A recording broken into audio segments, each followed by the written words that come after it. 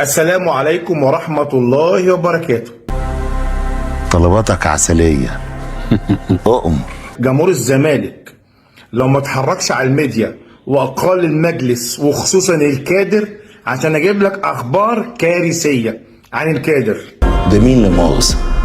صدق أو لا تصدق، الكادر اللي انتوا جبتوه يا جمهور الزمالك جاب مدير فني لفريق اليد ب20,000 دولار.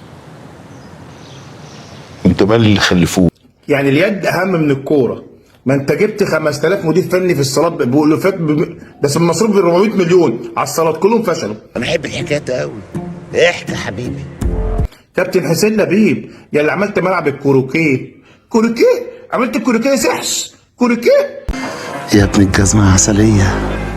ملاعب الكوره عندك خربانه بقى 6 شهور ما تحطش فيها مسمار وتاجي تعمل ملعب كوروكيه بقى ما تصرف على الكوره. انا عن نفسي مذهول مندهش، عقلي عمال يودي ويجيب. الكوره في ملعبكم بقى يا جمهور الزمالك، مش انتوا اللي جبتوهم؟ مشوهم بقى يلا، وانا هتمشوهم ازاي؟ العمل عمل ربنا.